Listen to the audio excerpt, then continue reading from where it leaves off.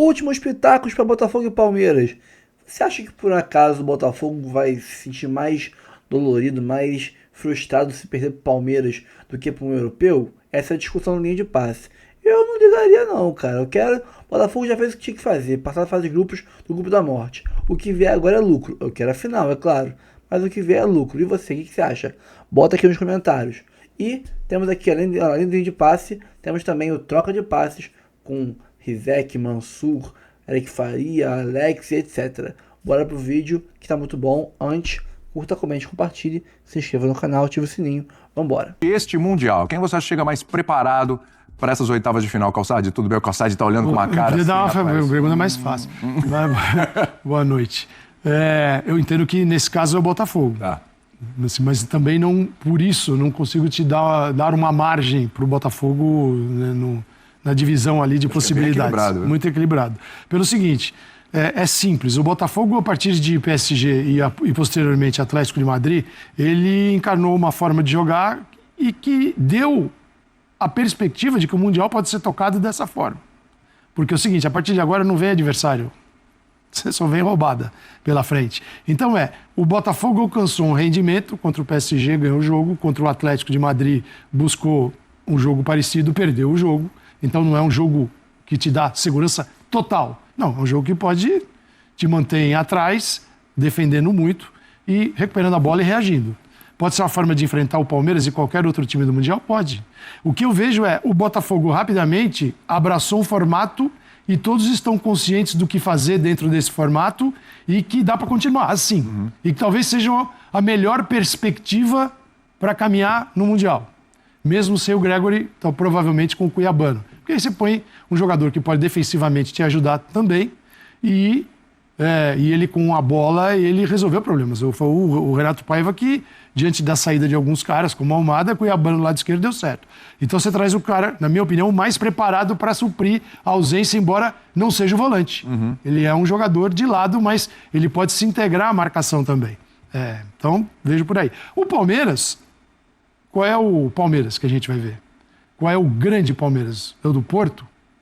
Foi o melhor Palmeiras. Não ganhou o jogo. Não ganhou. Inter Miami, que aí não pode, foi um desastre. Aí não pode. Então, assim, o Palmeiras vem internamente com mais dúvidas a respeito do que fazer, até na escalação do Abel, que ele mesmo assume que errou, até na estratégia, o que é grave, quando você vai para o jogo e erra naquilo que você viu antes do jogo.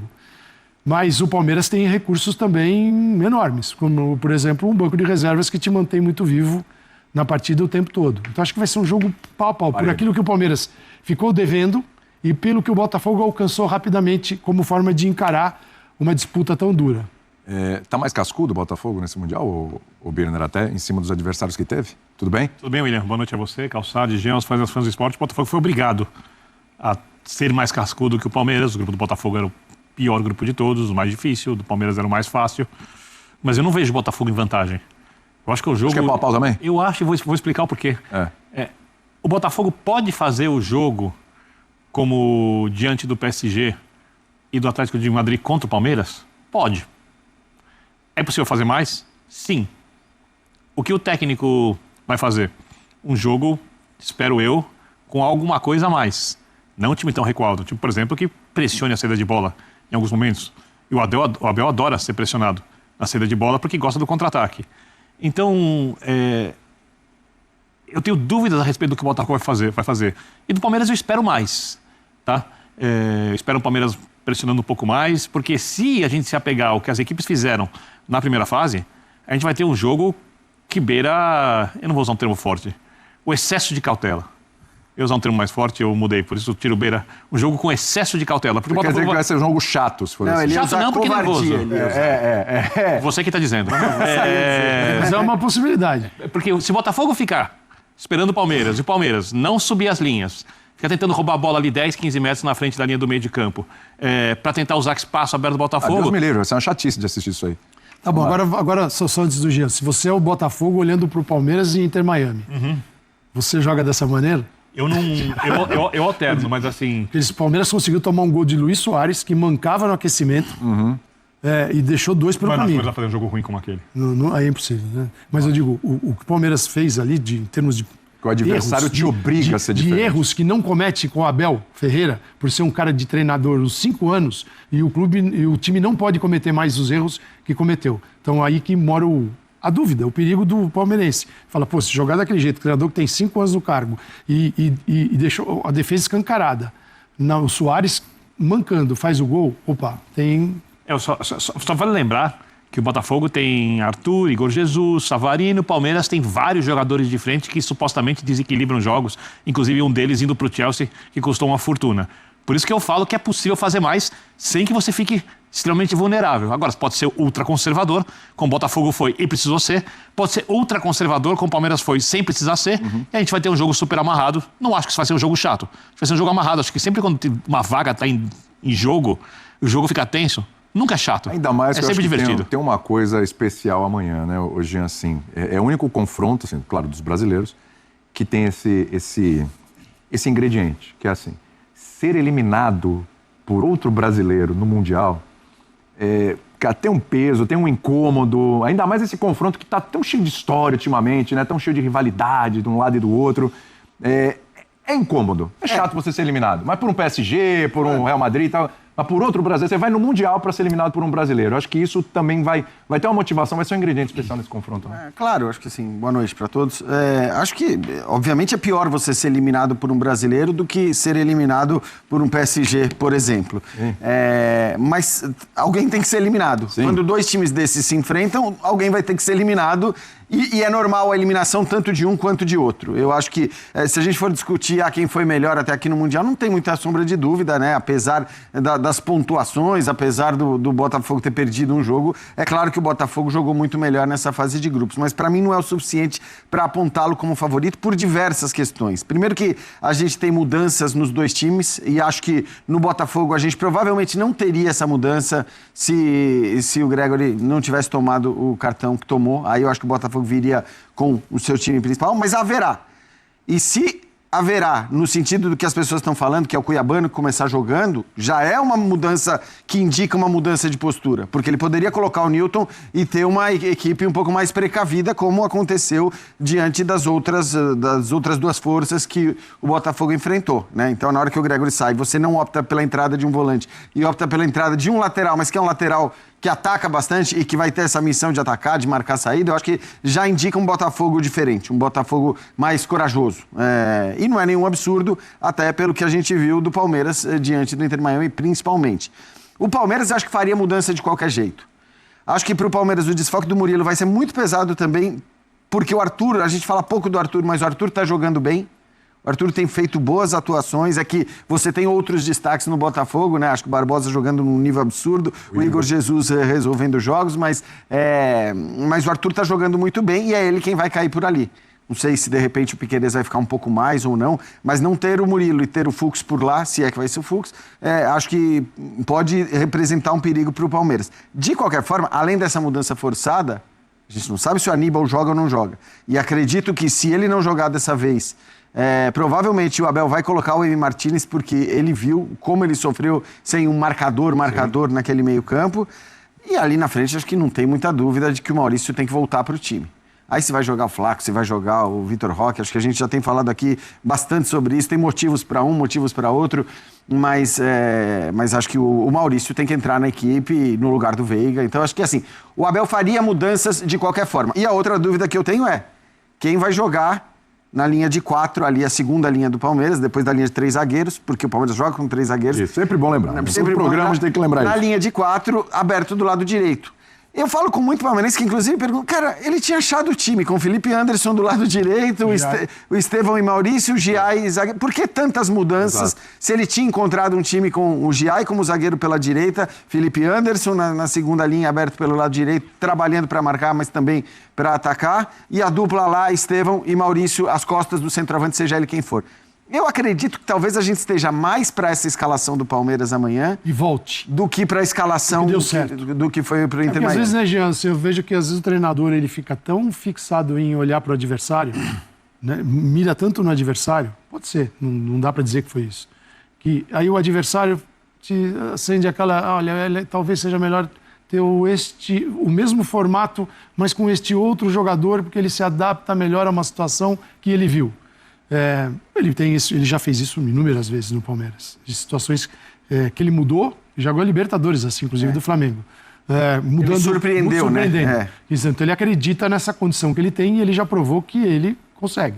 Então, mas às vezes a gente erra. Ele erra. E ele mesmo assumiu, né? Que ele errou, ali ele errou feio. A Inter Miami realmente foi feio. Acho que, assim, não existe uma partida em que ele tenha ido tão mal. No ano e talvez na trajetória dele pelo Palmeiras. Aí você pode discutir aquele jogo com o Boca, que ele não pôs o Endrick e tal, mas aí é um outro tipo de equívoco, se é que foi um equívoco. Foi um erro, mas tinha lógica a ideia dele.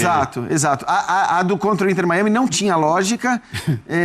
Então, assim, vamos ver. Eu acho que é bem capaz que ele volte a ter aquele time que vinha jogando como time titular. Se ele não quiser, por razões físicas, não puder, porque eles estão pensando muito nisso também. O Felipe Anderson pelo lado direito, talvez o Alan jogando por ali, porque ele já fez essa função também, e a exemplo do Maurício entrou muito bem no último jogo. O Paiva também teve o seu momento de meia-culpa, que foi o segundo tempo contra o Seattle, que o Paiva mesmo na coletiva assumiu que ali ele errou, testou coisas que não deram certo e tal, e naquele momento quase coloca o jogo a perder ali pro Botafogo, né? Então os dois já têm seus momentos ali de aprendizado, o mais recente, o do Abel.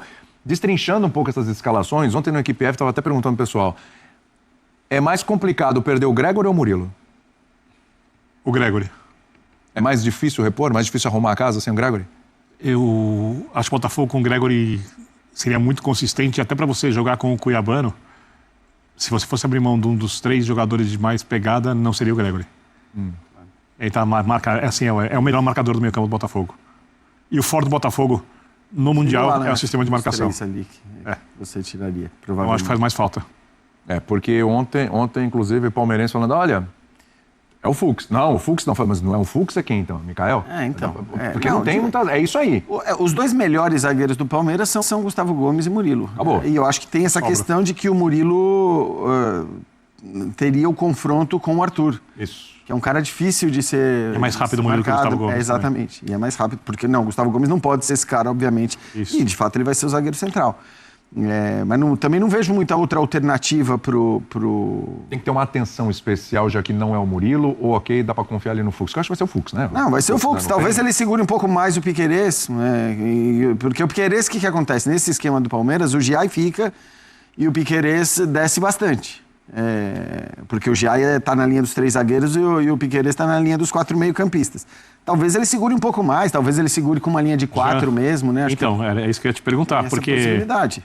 Tentando me colocar na linha de raciocínio do Abel, que vai sempre se preocupar primeiro com a proteção, com marcação, mais do que com o que se faz com a bola, é proteção, marcação e marcação tanto para se defender como para atacar, porque aonde eu retomo a bola e vendo que o Arthur joga ali aberto, eu não me assustaria nem um pouco se ele recuasse o Piquerez. Sim, deixasse fazer uma linha de 4. Pode ser. Para ter um meio campo mais, uma defesa com linha de 4, um meio campo protegendo e fazendo um jogo mais tradicional, um 4-2-3-1, espelhando o Botafogo. Ele entrando com o Giai e o Piquerez, ele pode fazer isso a qualquer momento. Pode fazer a transição de sistema. Pode fazer exato. Ele não precisa. Ele pode decidir. Tanto que as TVs todas, quando acreditam as escalações do Palmeiras, em geral, lateral. Eles acreditam com linha de 4, embora não seja majoritariamente como o time joga. Mas ele já fez isso com os dois. Já fez com o Piquerez e joga outros jogos. Pode fazer Rocha, com o Giai, com o Marcos Rocha.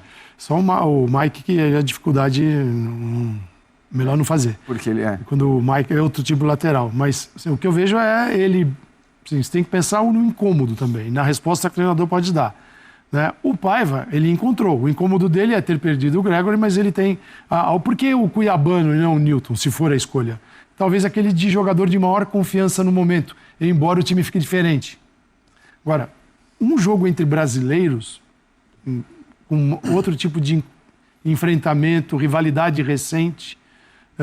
eu não consigo imaginar o cenário. Pode ser tanto um cenário bonito, que legal, que jogaço eles fizeram tal, ou um cenário também... Não, quase impossível. Mas eles já fizeram isso recentemente, né? É engraçado que Botafogo e Palmeiras, você teve nos últimos 2 anos jogos completamente diferentes um do outro. Grandes jogos com muitos gols. Não estou nem falando apenas do 4-3. Mas teve o 3-1 do Botafogo. Exatamente. Acho que assim, você teve grandes jogos muito bons e teve jogos com menos bola rolando. Então, assim...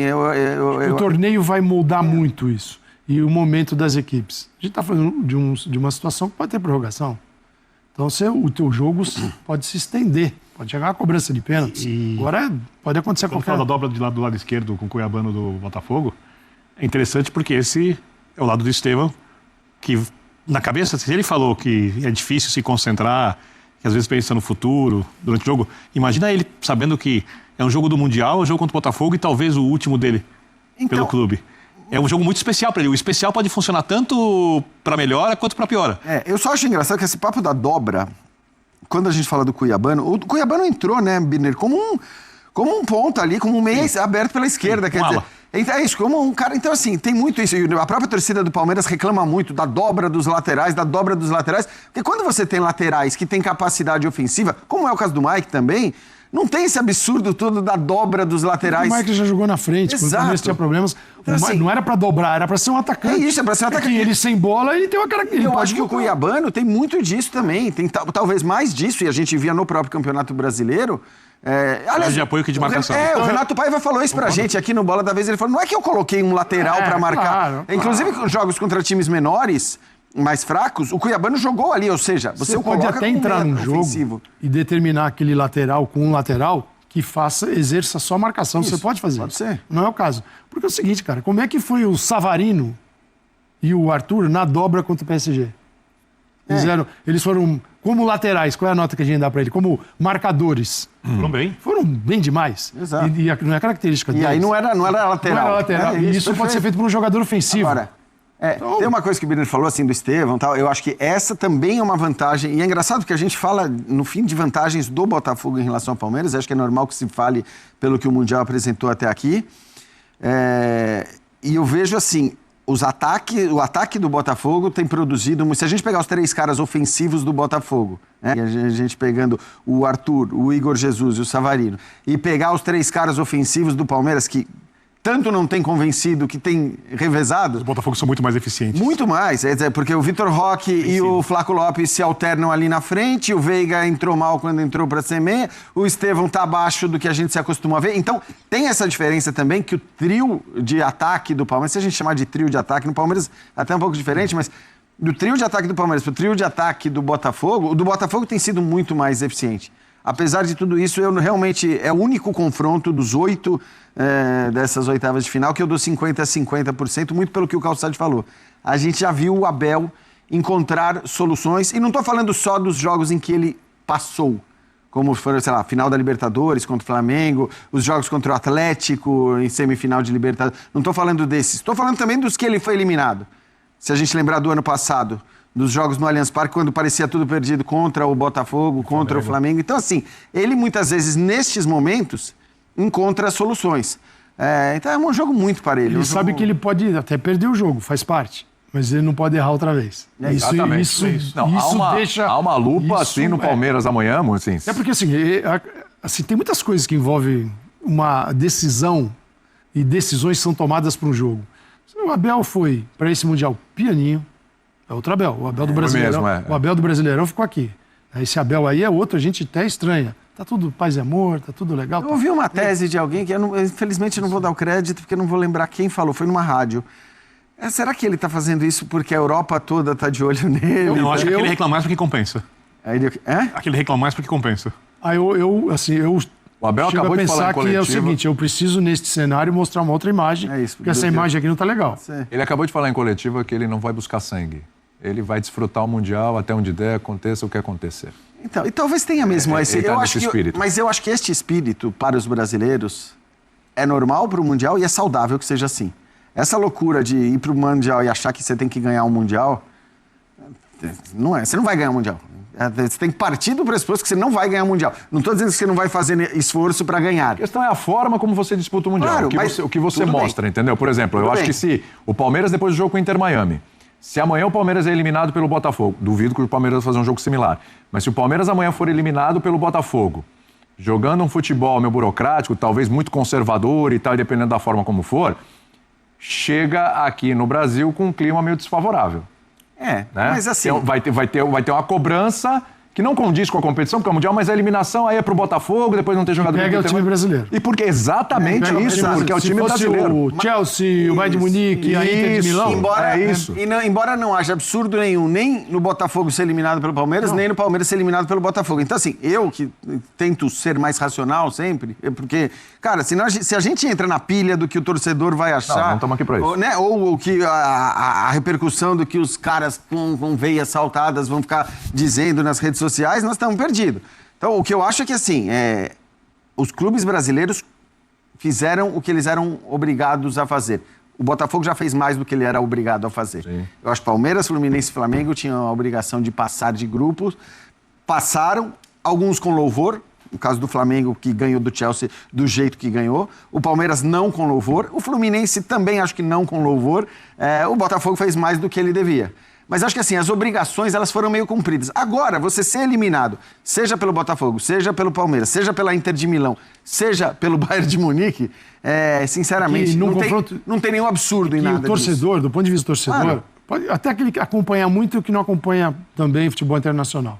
Uma grande potência do futebol te eliminar, o cara fica, de certa forma, resignado. Pô, os caras... Aí você sempre vai falar, não, os caras têm mais dinheiro, uma série de motivos. Quando é um brasileiro que você enfrenta todo dia, você está ali, ainda mais nos últimos tempos, Palmeiras e Botafogo se enfrentaram muito, né? E aí você criou uma rivalidade especial que não existia até... O Botafogo estava desaparecido no mapa. O Textor reconduziu o Botafogo ao mapa do futebol brasileiro, ele passou a ser um time chato para muitos adversários. Então o que você recria uma rivalidade que já existiu em outras épocas. Aquele que perder vai trazer para casa vai doer mais, vai machucar mais, vai criar mais ruídos, porque era um brasileiro, era acessível. Mas no caso do Botafogo seria muito injusto. Eu acho assim, o do Palmeiras você pode até ver alguma razão pelo que você falou. Vem de um jogo muito ruim contra o Inter Miami. Ainda assim ser eliminado pelo Botafogo. Agora, com o Botafogo, convenhamos, né? Claro que depende tudo de como vai ser o jogo também, né, Calçade? Acho que isso é determinante. Você acha que vai ser bom? Eu vou me divertir com o jogo. Se vai ser bom, não sei. Eu ouvi então da Sofia, né, o que é que o Renato Paiva pretende para esse jogo contra o Palmeiras, né? O Botafogo tem, ao contrário do Palmeiras, que não tem mudanças por necessidade, o Botafogo tem pelo menos uma, né, Sofia? Pode ter duas, mas pelo menos uma do Gregori, que está fora por cartão. É isso, Diniz. Tem esse desfalque já. O Gregori foi suspenso, né? Recebeu 2 cartões amarelos na primeira fase. O Renato Paiva, inclusive, na entrevista coletiva pós-derrota para o Atlético de Madrid, falou que foi um cartão desnecessário, foi no finalzinho. Acabou perdendo o Gregori, só que tem uma dúvida, porque ele vinha jogando com 3 volantes, justamente contra o PSG e contra o Atlético de Madrid. Na estreia contra o Seattle Sounders, não. Ele colocou o Maestriani na frente, do lado do Igor Jesus. Só que aí ele jogou com 3 volantes, jogou bem contra o Paris Saint-Germain, contra o Atlético de Madrid. O Atlético Mineiro, o Botafogo jogou muito bem, mas lá em 30 de novembro, mas vamos voltar. E é isso, será que ele vai manter o esquema com 3 volantes? Dessa forma ele teria que escalar um novo jogador ali no lugar do Gregori. Poderia ser o Nilton. O Nilton, que é jovem, entrou, inclusive contra o Paris Saint-Germain. Ou será que ele vai colocar o Marlon e o Alan e colocar mais um jogador no campo ofensivo? Aí ele tem algumas opções. Poderia ser o Cuiabano na ponta esquerda, fazendo a dobradinha com o Alex Telles. Poderia ser o Álvaro Montoro, que aí seria uma grande novidade, que é a joia argentina de 18 anos, que entrou bem contra o Atlético de Madrid, conseguiu segurar a bola ali na frente. Aí o Botafogo jogaria mais ou menos da forma como jogava no ano passado, que ano passado era com Almada, Savarino, Luiz Henrique e Igor Jesus. Seria Montoro, Savarino, Arthur e Igor Jesus. Mas lembrando que é um garoto muito jovem ainda, é uma responsabilidade grande. Será que ele colocaria o Maestriani de novo, novamente? Ou o Nilton? Então tem várias opções ali. Falamos da ausência do Gregori. Agora tem uma possível segunda ausência, que é a do Jair. O Renato Paiva confirmou hoje na entrevista coletiva que o Jair é dúvida para esse jogo, que ele vai tentar até o fim para ver as condições de jogo do Jair, mas que se o Jair não tiver condições, lembrando que hoje, mais cedo, ele não treinou com os jogadores, treinou à parte, e aí ele vai ter que escalar ou o Caio, que é o reforço que ainda não jogou, ou seja, ele ainda não está acostumado com a dinâmica do grupo, ou colocar o David Ricardo ao lado do Barbosa, sendo que o David Ricardo e o Barbosa são canhotos, então muda a dinâmica na saída de bola. Então o Renato Paiva disse que tem até amanhã para pensar nisso, com certeza ele já pensou bastante, mas óbvio que ele não ia falar pra gente. E conversando com o técnico Renato Paiva, perguntamos muitas coisas a ele, uma das coisas que ele e o Abel falaram é que, como os adversários se conhecem, é muito difícil eles fazerem alguma coisa surpreendente, porque eles sabem mais ou menos as mudanças, as variações que tem. Então, a partir disso, o técnico Renato Paiva disse que será um jogo muito interessante para os treinadores, um jogo muito estratégico e talvez nem tanto para os torcedores. Vamos ouvir trechos então aí da entrevista coletiva do técnico Renato Paiva. Hoje em dia, com os mídias e em especial com a internet e tudo isso, há dois tipos de futebol. Há o futebol da vida real e o futebol do Walt Disney. Okay? No futebol da vida real, tu tens de perceber quem és, contra quem jogas, e nem sempre podes jogar da mesma forma, porque às vezes não te é permitido, ou pela qualidade do adversário, ou pela postura tática do adversário. No futebol do Walt Disney, nós temos que jogar todos ao ataque e quase que jogamos sozinhos, e depois de ganharmos ao Paris Saint-Germain, na cabeça das pessoas nós tínhamos de ter atrocidade do Atlético de Madrid. Há muito tempo, e em especial desde que eu cheguei, eu vou falar da minha parte, o que eu digo das pessoas do futebol do Walt Disney é as perspectivas irreais, não é a forma como jogamos. E sabes bem, desculpa eu estar-te a tratar por tu, mas e sabes bem que o Botafogo no Brasil é uma equipa que propõe muito o jogo, que não especula, que não fica lá atrás, encontra às vezes o inverso, não é? Temos nós que estar ali a bater no muro até encontrar momentos para desafiar e desequilibrar as organizações defensivas. Nós invertemos um bocadinho isto em função dos adversários. Portanto, o que é bom na minha equipa é que sabe fazer as duas coisas. Eu hoje dizia de manhã numa entrevista que ainda não se tinha visto bem este Botafogo compacto, defensivo e a dar muitas vezes a iniciativa ao adversário de jogo. O que me deixa muito satisfeito, porque eu quero um Botafogo completo nos vários momentos do jogo, no momento defensivo e no ofensivo, nas transições defensiva e ofensiva, nas bolas paradas e no outro momento que às vezes ninguém fala, que é o momento individual, que é o momento do jogador que resolve quando o treinador diz uma coisa e ele faz outra e está fantástico. E isso é a criatividade, é a magia, é o individual que cada vez mais vai desaparecendo, cada vez mais as organizações e os esquemas táticos estão a sufocar esse tipo de jogadores, mas isso é um momento que decide muitos jogos também. Então, como eu quero uma equipa equilibrada, nós, no pouco tempo que tivemos para trabalhar, isto mostra muito a qualidade dos meus jogadores, a percepção que eles têm, o conhecimento do jogo e a forma como eles estão preparados para interpretar esses momentos, foi que neste tempo que pudemos preparar esta competição, de facto eles apareceram muito bem a fazer algo que ainda quase não se tinha visto no Brasil. Se calhar um outro momento com o Flamengo, um outro momento com o Palmeiras, mas pouco mais. Era universal e era normal, era expectável. Aliás, no nosso grupo estava o Paris Saint-Germain, que é só o campeão europeu, apesar de nós sermos o campeão da Libertadores, mas eu também já disse isso. Nós somos o campeão da Libertadores em clube, mas metade da equipa campeã da Libertadores já saiu. E, portanto, já houve mudanças. O que não acontece com o Paris Saint-Germain, que tinha ganho a Champions há 3 semanas atrás. E depois era o Atlético de Madrid, que era só o terceiro classificado de La Liga. É normal que o mundo do futebol olhe com essa, por um lado, desconfiança, por outro lado, desconhecimento, porque também entendo que a Liga Brasileira não seja uma liga que seja vista na Europa com atenção. Portanto, que seja um grande espetáculo. As lições são, de facto, são duas grandes equipas, são dois grandes conjuntos de jogadores. São duas equipas muito organizadas, que têm as suas características muito bem vincadas. E repito, seja um grande espetáculo. Eu acho que vai ser um grande espetáculo para treinadores, acho que não vai ser um grande espetáculo para adeptos, é a minha opinião, mas para treinadores acho que vai ser um grande espetáculo de estratégia e tática. Repito, que toda a gente saiba perder, toda a gente saiba ganhar, que desfrutem e que no fim percebam que isto é só um jogo de futebol, que alguém há de ir para casa, que alguém vai continuar a representar orgulhosamente o futebol brasileiro, que essa é a parte mais importante. Que quem passe, que o Flamengo passe com o Bayern, que o Fluminense passe com o Inter, essa é a parte que eu desejo, mas honestamente, porque acho que o futebol brasileiro precisa de mais autoestima. Eu vou destacar outra parte da entrevista coletiva do Renato Paiva, que ele falou que o Abel Ferreira mandou uma mensagem para ele depois da vitória em cima do Paris Saint-Germain, e falou que o Abel disse é o seguinte, que enquanto treinador português ele ficou muito feliz com a vitória e parabenizou.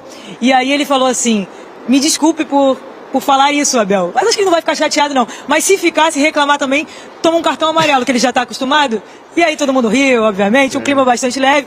Foram entrevistas coletivas em que eles fizeram questão também de ressaltar ali o futebol brasileiro, né? De valorizar o futebol brasileiro.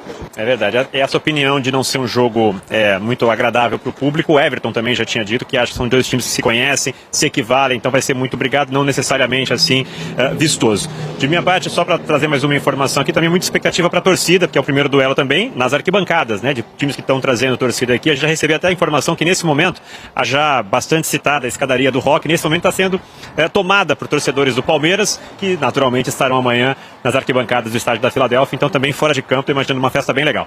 É isso, gente. Rivalidade que vem sendo reforçada nos últimos anos. Temos mais um grande duelo pela frente. Amigos, voltamos com vocês. Tomara que o Renato erre amanhã, né? Que seja um jogo agradável para quem está só assistindo também, que não seja treinador ou interessado apenas na parte tática, que também não deixa de ser legal. Edgar, Sofia, obrigado, meus amigos. Bom trabalho para vocês nesse resto de dia por aí. Valeu, obrigado a Sofia Miranda e ao Edgar Alencar conversando com a gente com as informações de Palmeiras e Botafogo. Deixa eu colocar aqui o campinho com a provável escalação do Botafogo, né? Sem o Gregory. Imagino que vai ser essa daí, né? Com o Cuiabano do lado esquerdo fazendo aquela dobra com o Alex Telles. E o meio-campo com Marlon e Alan, né? E torcer para que o Jair vá para o jogo, né? E o Botafogo possa contar com a força máxima ali na sua defesa. O Caio não está nada habituado, né? O Pantaleão. Seria uma estreia praticamente. Praticamente não, seria a estreia, né? Dele, e não ia ser fácil estrear num jogo dessa repercussão e dessa grandeza. Imagina que possa haver alguma surpresa, Mansur? Não, eu acho que a escalação do Cuiabano, ela se justifica, a mudança de desenho, inclusive, do Botafogo, por ser um jogo diferente do que pedia jogo com o PSG e o jogo com... Calma, não vai embora ainda. Aqui em cima tem um vídeo especialmente escolhido para você. E aqui embaixo tem o último vídeo que a gente postou. Corre lá e assiste, é maneiro. E aqui você vai se inscrever no canal. Clica aqui, se inscreve no canal, dá essa moral pra gente. Tamo junto.